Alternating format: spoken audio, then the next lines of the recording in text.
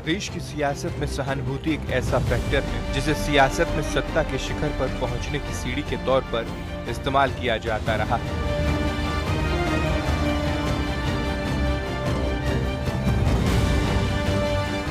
सहानुभूति की लहर ने कई बार सियासी दलों को सत्ता सुख भोगने का मौका दिया और इस बार भी सियासी दल मतदाताओं की हमदर्दी जीत चुनावी समर भी जीतने की तैयारी में। सभी मुख्य दलों ने इसके लिए रणनीति तैयार कर सहानुभूति को लहर में बदलने की तैयारी भी शुरू कर दी। कोई अपने अपमान को मुद्दा बनाने की कोशिश कर रहा है तो कोई गठबंधन साथी के धोखे को।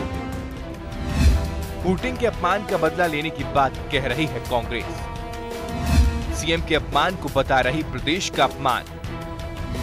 लोगों की हमदर्दी जीतने की हो रही है कोशिश। जी हां, कैथल रैली में जिस तरह सीएम हुड्डा के खिलाफ वोटिंग की गई, कांग्रेस ने उसे राजनीतिक रंग देने की कोशिश की और उसे प्रदेश का अपमान बताते हुए विधानसभा चुनाव में बदला लेने की बात कह डाली।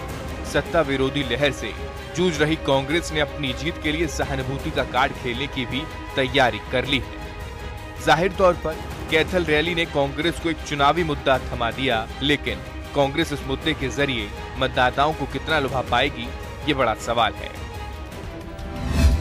इनेलो को मिलेगा सहानुभूति का वोट। चौटाला के खिलाफ साजिश का बदला लेने की बात कह रही इनेलो। चौटाला को सियासी रंजिश का शिकार बता रही है इनेलो।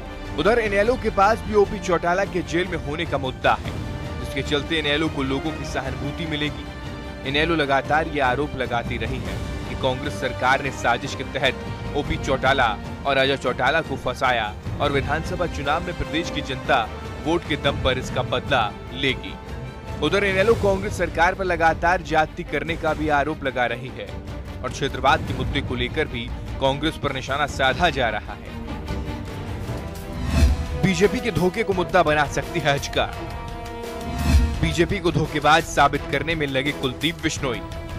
बीजेपी के धोखे को सियासी मुद्दा बनाकर मतदाताओं को लुभाने की कोशिश। सहानुभूति लेने की कोशिश करने वालों में हजका भी शुमार है। हजका सुप्रीमो खुलकर कह रहे हैं कि बीजेपी ने उनके साथ धोखा किया और बीजेपी को इस धोखे की कीमत विधानसभा चुनाव के दौरान चुकानी पड़ेगी। जाहिर तौर पर हजका भी हमदर्दी लेने वालों की कतार में खड़ी है। उधर भजनलाल के नाम का सहारा लेकर भी मतदाताओं को लुभाने की कोशिश की जा रही है।